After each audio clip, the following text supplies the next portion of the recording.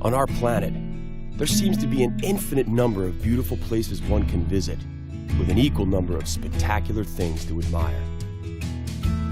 It requires nothing more than a curiosity to observe what is all around you. The miracle of nature manifests in countless ways, from breathtaking vistas to the simple movements of a common heifer. The purpose of this program is to present you with the extraordinary diversity of our miraculous blue planet so that you can discover these things for yourself. Today, in search of more miracles of nature, we shall discover Bolivia. Bolivia is a country of countless fascinating natural sights. We will begin on the high plateau of Altiplano, stopping by the world's largest salt lake.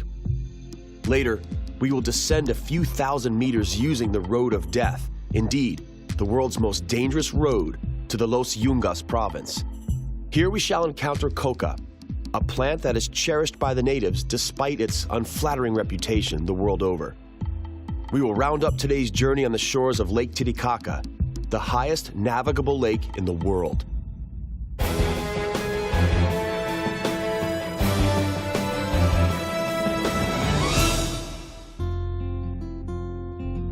When the conquistadors climbed over the highland belt, they were rewarded with a fascinating vista, and it wasn't snow. On the plateau of Altiplano, 3,700 meters above sea level, lies the Salar de Uyuni Salt Lake, the largest salt lake in the world.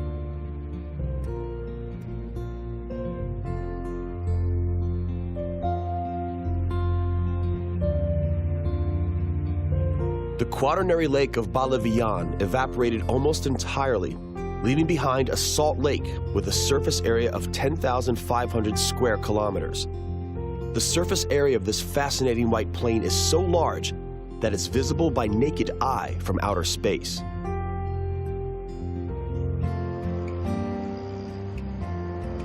There is so little water left that today, jeeps and buses cross the lake without any difficulties.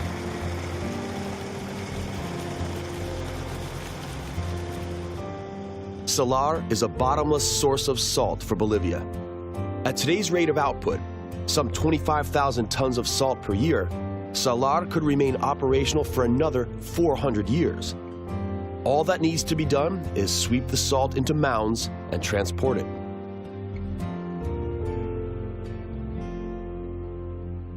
Understandably, no trees can survive in the salty crust. One of the locals managed to outsmart nature, though. Instead of building his house out of wood, he used salt blocks instead.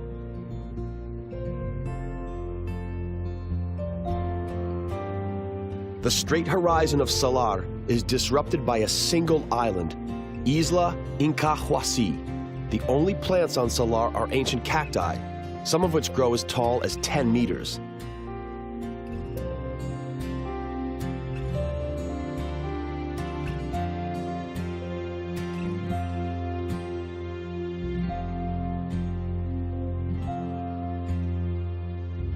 The island was also known by a Spanish name, Isla del Pescado, meaning the island of fish. From afar, it resembles a giant fish coming out from the blinding white surface.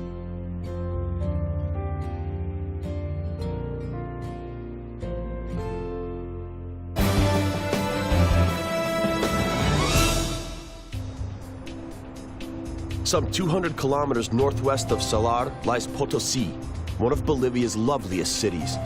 It was established by the Spaniards in 1545, shortly after a shepherd discovered a silver source nearby. Potosí lies at an incredible height of more than 4,000 meters above sea level. Even so, it was once South America's largest and most prosperous city.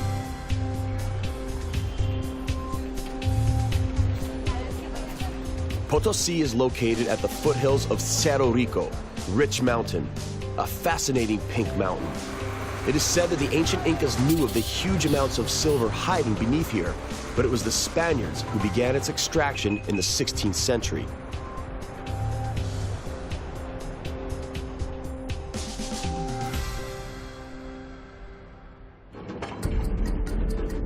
The traditional manual techniques of acquiring this precious metal still survive.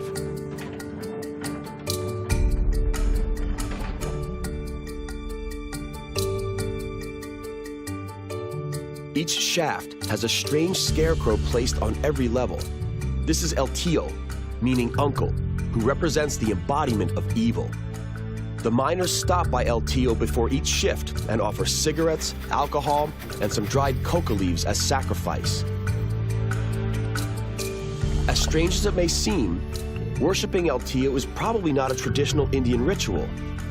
Apparently, it was the Spaniards who placed El Tío into the shafts to scare the superstitious Indians employed in the mines.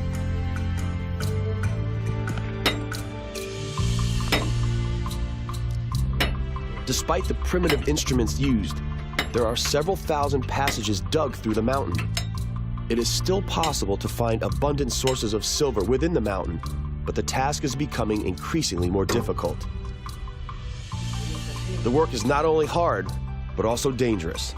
About 20 miners die here every year. The fascinating Cerro Rico does not give up its treasures cheaply.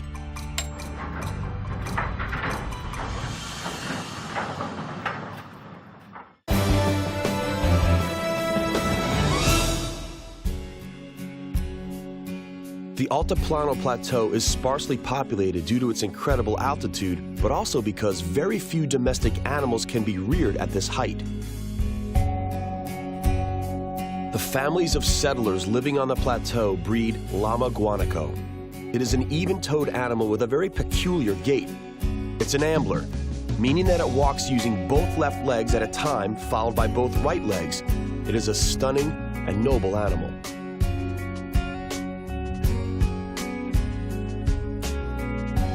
The vast plain of Altiplano may be inhospitable, but it offers some incredible vistas.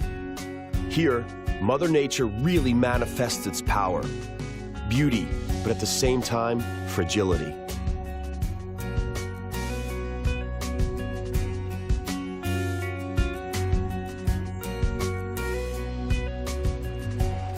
There is also a limited water supply, and so the locals do their washing the old way, by the stream. The water is apparently so soft that it washes better than any machine. The whole family takes part.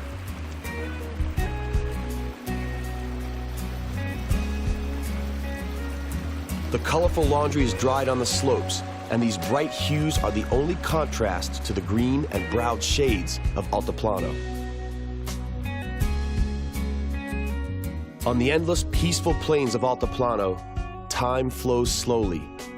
The llamas graze calmly on dried tufts of grass.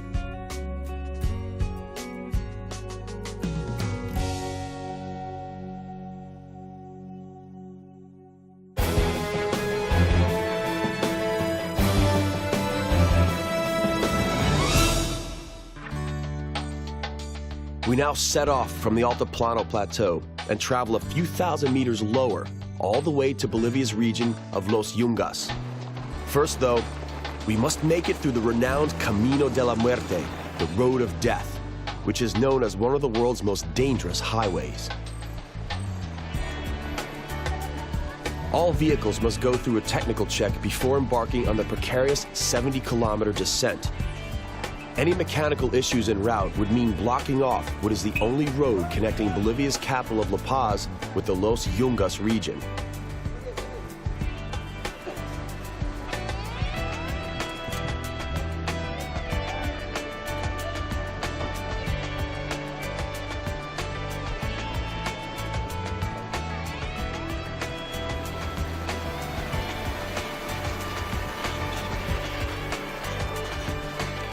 The sign informs us that on the short stretch of Camino de la Muerte, only 3 people died this year. In comparison to the previous years, this is a considerable improvement. The government has invested heavily into the reconstruction of the road's most dangerous segment. It was widened into 2 lanes, the surface was redone using tarmac, and the ever-present waterfalls were diverted below the road. Thus, ironically, this road is now probably the most modern piece of infrastructure in the whole of Bolivia. Among the overgrown cliffs, the rivers meander like the roads, bringing water into the valleys.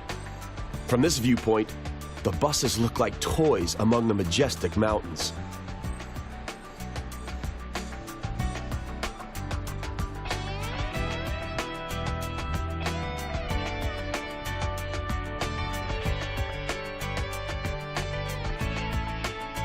It is becoming overcast.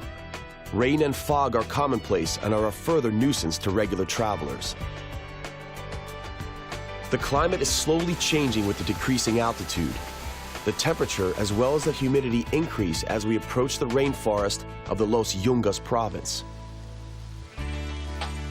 Fauna and flora indicate that the northernmost part of Bolivia lies in the tropics, and so a part of the Amazonian jungle is slowly appearing.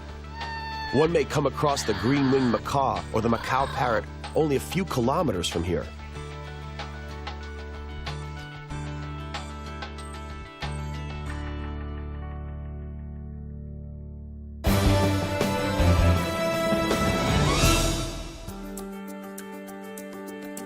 One of the most important crops grown in Los Yungas is coca. The locals are aware of its many uses. Using coca leaves to rub temples rids you of headaches. Coca blended with honey is excellent for an upset stomach, and chewing coca leaves supposedly helps to become accustomed to the altitude. Bolivia is one of the few countries where growing coca is legal. The bushes are about ½ meter in height, are grown on neat little plots, and have shiny green leaves.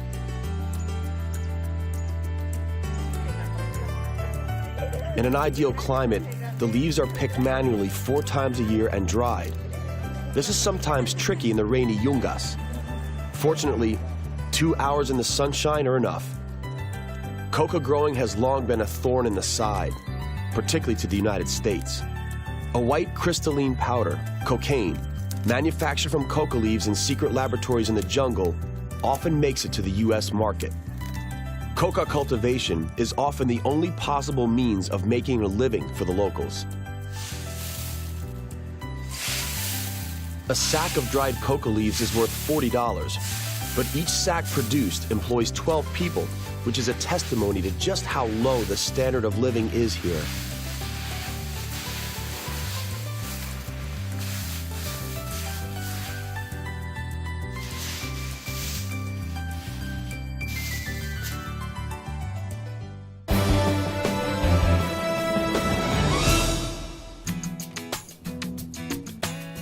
When we descend lower still from the mountains, we find ourselves in the local Golden Triangle.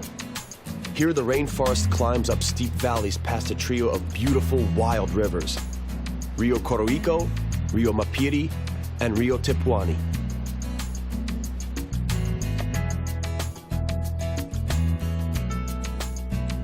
The prevailing temperature is around 35 degrees Celsius in the shade, and the surrounding wetlands are an ideal habitat for never-ending swarms of mosquitoes. Coca is sometimes referred to as green gold in Bolivia, but regular gold is also found here. The local gold diggers live in temporary shelters and employ primitive techniques to pan for the mineral in streams diverted into artificial waterfalls.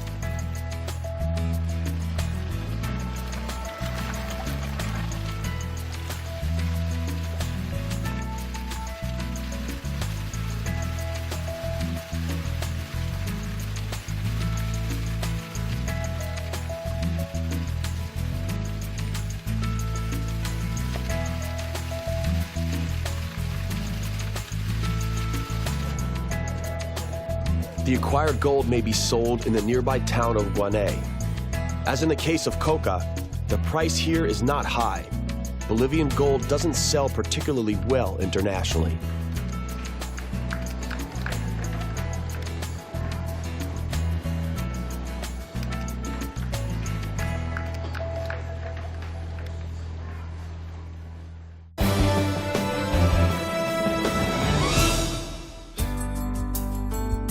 Bolivia is a land of contrasts and natural miracles. We shall end today's adventures on the shores of the renowned Lake Titicaca, which lies back on the Altiplano Plateau at an altitude of almost 4,000 meters above sea level.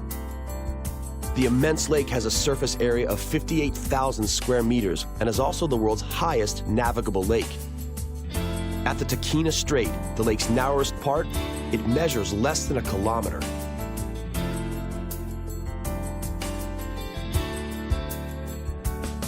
Without water transportation, the Bolivian villages of San Pedro and San Pablo would only be accessible through a very long detour through Peru.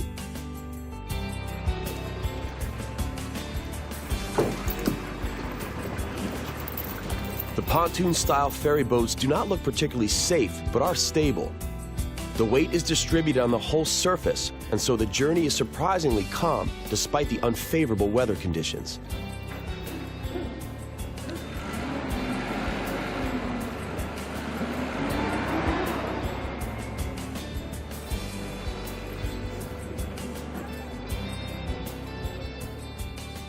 It is surprising and kind of frightening to know that the strait is 270 meters deep.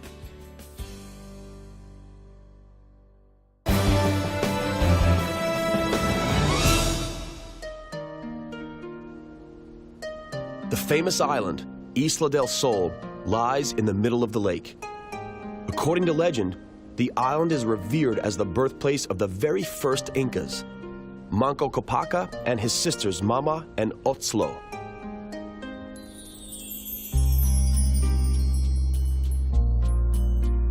Even though the island is named the Island of the Sun, the weather is unpredictable. The locals believe that an ancient city lies in the depths around here. This city is said to have existed long before Lake Titicaca came to exist. Many, including the famous Jacques Cousteau, attempted to find it, but were unsuccessful. There are several verifiable Inca monuments here. For example, the never-ending 300-step-long stairway, Escalera del Inca. The stairway leads to a triple source, Fuente del Inca, which irrigates the surrounding terraced water gardens. Its water is said to grant the island's visitors love, health, and never-ending youth.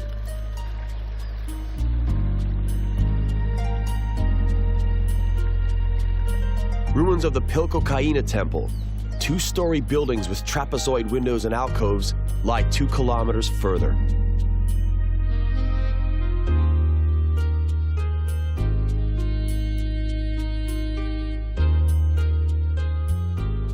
Apart from its historical monuments, the lake is also an important source of sustenance for the locals.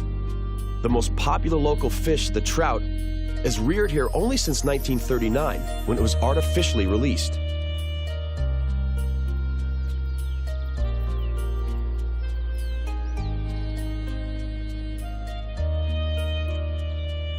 Apart from the many fishermen, most of the local people work in agriculture. Heavy labor on the fields with little or no mechanization is not always rewarded with a good harvest.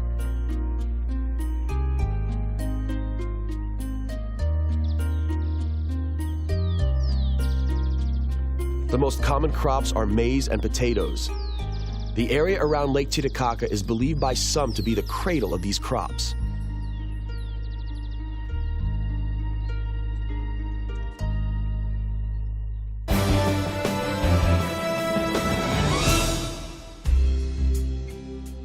Another island on the lake is named Suriki. Suriki is the home of the famous reed boats. No one knows if reed boat making is also a tradition inherited from the Incas or whether it is even older. The traditional technique of building boats out of reeds is now being replaced by planks and nails.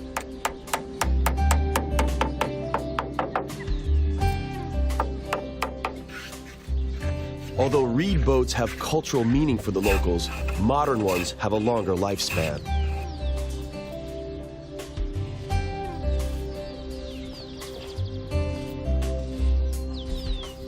There is only one last workshop left on the island that specializes in building these classical reed boats.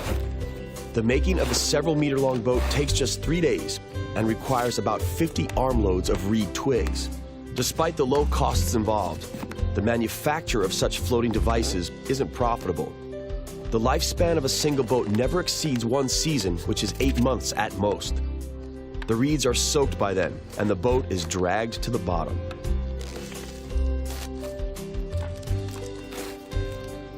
Regardless, this workshop was handpicked in 1970 by the famous Norwegian voyager Thor Heyerdahl to help him construct the vessel Ra II. He used it during his ambitious expedition from Morocco to the Caribbean island of Barbados.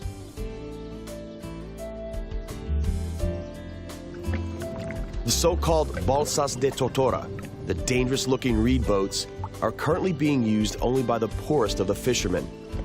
They propel themselves using poles, which indicates that the boats may only be used in relatively shallow waters. The head of a cougar on the bow is believed to bring luck, particularly during night hunts.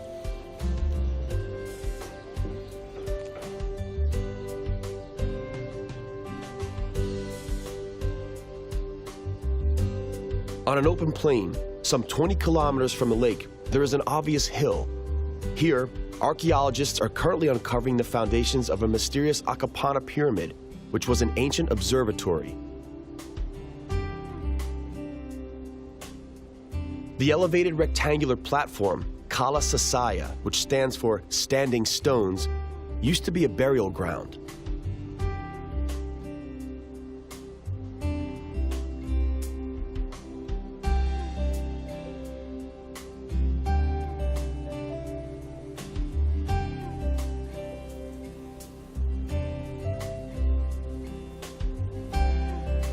Alongside the monoliths with human faces, there is also a huge 3-meter-high Gate of the Sun. The stone block weighing 10 tons split open during its previous manipulation.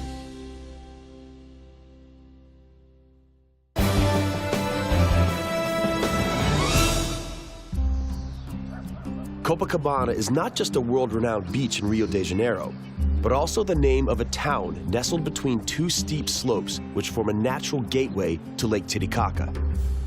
Kota Kauana, in other words, I see a lake, was a sentence uttered by a now forgotten Inca when he first stood here.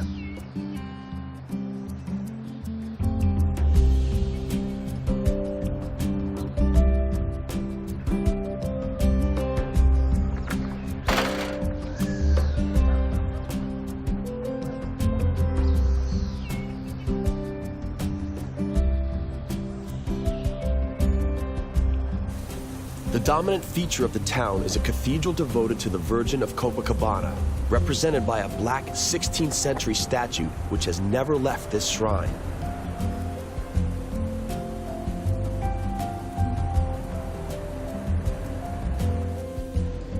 The patron of the whole of Bolivia rests in a dignified booth built by the Spaniards in 1620.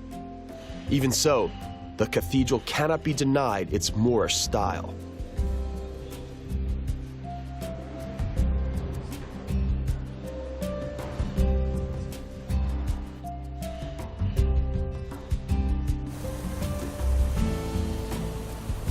The rain outside washes over the colorful decorative tiles known as azulejos.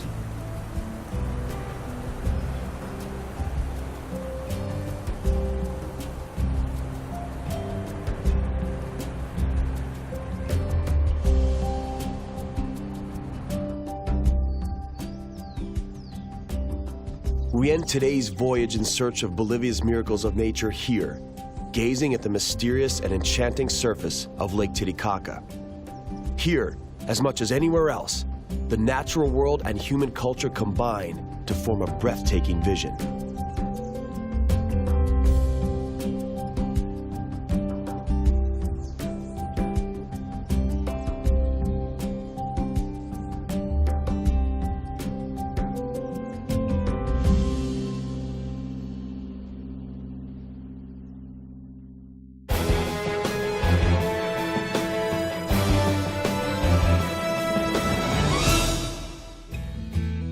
Our journey to the miraculous nooks of our planet comes to an end for now.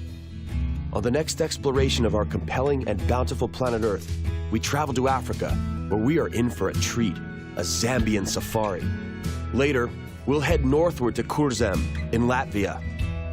Here we will get to admire Europe's widest waterfall and some nearly extinct animals. An 8,000-year-old tradition of wine growing implies that Georgia is indeed the promised land of wine. In Georgia's Kakheti and Svaneti regions, we'll get to admire above all the beauty of rough mountains. That's all right here on Miracles of Nature. We hope you'll join us.